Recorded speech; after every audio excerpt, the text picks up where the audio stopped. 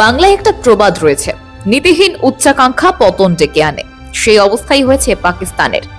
খুব সম্প্রতি একটি খবর প্রকাশিত হয়েছে, দূরপাল্লা ক্ষেপণাস্ত্র তৈরির জন্য পাকিস্তানের 4টি সরকারি সংস্থার উপর স্যাংশন বসিয়েছে আমেরিকা, আর তাতেই প্যাঁচে পড়েছে পাকিস্তান সরকার। তবে এই প্রভাব কি শুধুমাত্র পাকিস্তানের মধ্যেই সীমাবদ্ধ থাকবে, নাকি এর পরোক্ষ প্রভাব পড়তে চলেছে বাংলাদেশও? আজকের এই প্রতিবেদনে বুঝে নেওয়া যাক পাকিস্তান ঠিক কি কারণে এত বড় থাপ্পড় খেলো আমেরিকার কাছে, আর কিভাবে সেই আওয়াজ পৌঁছে গেল ইউনূসের কানে। 1971 সালে মুক্তিযুদ্ধের সময়ই পাকিস্তান এবং আমেরিকার সম্পর্কে একটা নতুন সমীকরণ দেখা যায়। যদিও গত কয়েক দশক ধরে সেই সম্পর্কে নানা বাঁক লক্ষ্য করা গিয়েছে। একদিকে পাকিস্তান আমেরিকার সন্ত্রাস বিরোধী অভিযান এবং আঞ্চলিক নিরাপত্তায় গুরুত্বপূর্ণ ভূমিকা পালন করেছে, অন্যদিকে পাকিস্তানকে সন্ত্রাসবাদ, মাদক পাচার, মানবাধিকার লঙ্ঘন সহ বিভিন্ন আন্তর্জাতিক ইস্যুতে বিশ্বমঞ্চে সমালোচনার সম্মুখীন হতে হয়েছে। কিন্তু কখনো কখনো দেখা গিয়েছে পাকিস্তানের বিরুদ্ধে পদক্ষেপ নেওয়ার পরিবর্তে আমেরিকা প্রত্যক্ষ মদদ জুগিয়ে গিয়েছে। চীনের সঙ্গে দূরত্ব বজায় রাখার জন্য বেশ কয়েকবার আর্থিক অনুদানও দিয়েছে আমেরিকা। পাকিস্তান আমেরিকার অম্লমধুর সম্পর্কের ইতিহাস যদি দেখা যায়, তাহলে বোঝা যাবে এর আগেও পাকিস্তানের বিরুদ্ধে একাধিকবার নিষেধাজ্ঞা জারি করেছিল আমেরিকা। আমেরিকার পাকিস্তানের উপর আর্থিক নিষেধাজ্ঞার প্রধান কারণগুলি ছিল সন্ত্রাসী কার্যক্রমের সমর্থন, পরমাণু অস্ত্র উন্নয়ন এবং আঞ্চলিক নিরাপত্তা সম্পর্কে উদ্বেগ। 2002 সালের 11 সেপ্টেম্বরের হামলার পর অর্থের লোভে পাকিস্তান সন্ত্রাস বিরোধী লড়াইয়ে আমেরিকার গুরুত্বপূর্ণ বন্ধু হিসেবে নিজেকে প্রতিষ্ঠিত করলেও পরে পাকিস্তানকে একাধিকবার আফগানিস্তানে তালেবান সরকার এবং আল কায়দার সঙ্গে সম্পর্কের কারণে সমালোচনার মুখে পড়তে হয়েছে। 1980 সালে পাকিস্তান যখন চীনের সাহায্যে পরমাণু অস্ত্র তৈরি করতে শুরু করে, তখনও এটি আমেরিকার জন্য এক গুরুতর উদ্বেগের বিষয় হয়ে দাঁড়ায়। এর ফলে পাকিস্তানকে পরমাণু প্রযুক্তি প্রাপ্তির জন্য আমেরিকা এবং আন্তর্জাতিক সম্প্রদায়ের কাছে নিষেধাজ্ঞার মুখোমুখি পড়তে হয়।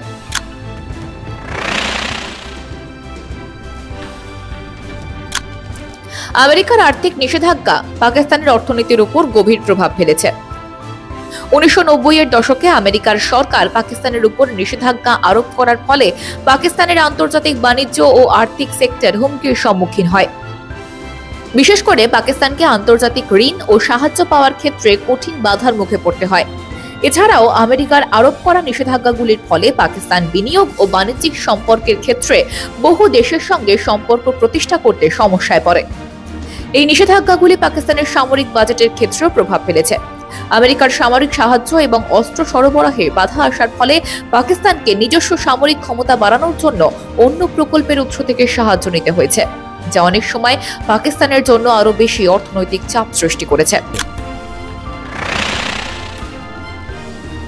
খুব সম্প্রতি আমেরিকার প্রশাসনের উপর নিরাপত্তা উপদেষ্টা একটি সাংবাদিক বৈঠক করেন। সেখানে তিনি স্পষ্ট বার্তা দেন, পাকিস্তান যে দূরপাল্লার ব্যালিস্টিক মিসাইল তৈরি করছে তা আমেরিকার জন্য যথেষ্ট উদ্বেগজনক।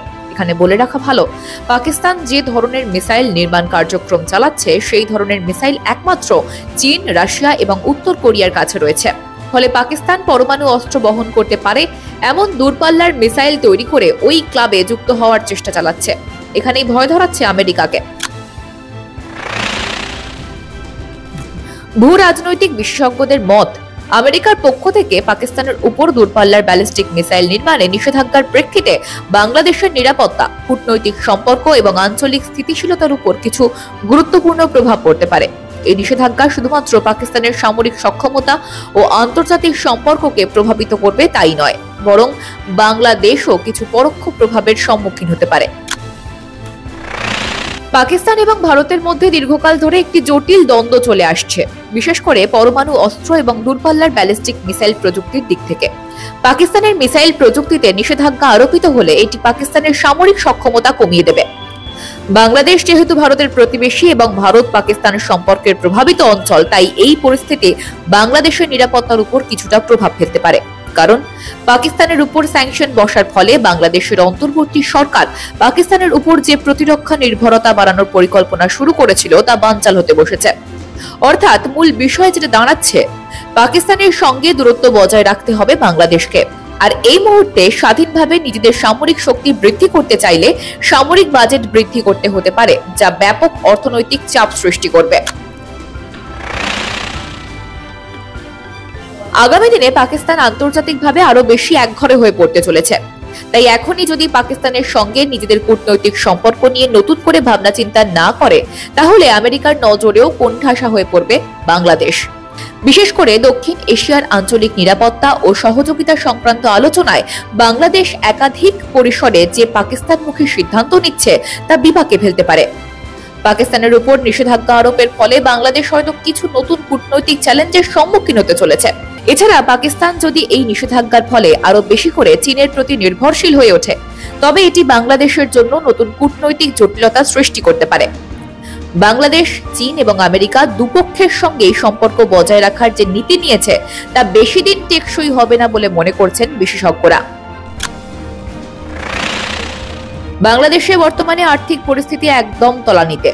তা সত্ত্বেও সামরিক আধুনিকীকরণের দিকে বিশেষ নজর দিচ্ছে তারা। এই অবস্থায় পাকিস্তান ও বাংলাদেশের সামরিক শক্তি প্রদর্শনের সিদ্ধান্ত ভারতকে প্রভাবিত করতে পারে। এর ফলে এশিয়া প্যাসিফিক অঞ্চলে যে নতুন উত্তপ্ত পরিস্থিতি তৈরি হবে তার খেসারত দিতে হবে বাংলাদেশকেই। কারণ বাংলাদেশের 96% বর্ডার ভারত লাগোয়া। অর্থাৎ ভারত এবং পাকিস্তানের মধ্যে সামরিক উত্তেজনা বাড়লে বাংলাদেশের নিরাপত্তা হুমকির মুখে পড়বে। তাই পাকিস্তান যাতে বাংলাদেশের ভূখণ্ড কোনোভাবেই ভারতের বিরুদ্ধে ব্যবহার করতে না পারে, সেদিকে কড়া নজর দিতে হবে। পাকিস্তানের উপর আমেরিকার স্যাংশন আসলে অদূর ভবিষ্যতের অশনি সংকেত। পাকিস্তান যদি তার নিজের অবস্থান থেকে সরে না আসে, তার মূল্য চোকাতে হবে, খেসারত দিতে হবে বাংলাদেশকেও। বিশেষ করে বাণিজ্য, অবকাঠামো নির্মাণ, সর্বোপরি রোহিঙ্গা সংকট মেটাতে আন্তর্জাতিক মঞ্চে সমর্থন আদায়ের প্রয়োজন বাংলাদেশের ক্ষেত্রে। ব্যুরো রিপোর্ট, মাধ্যম।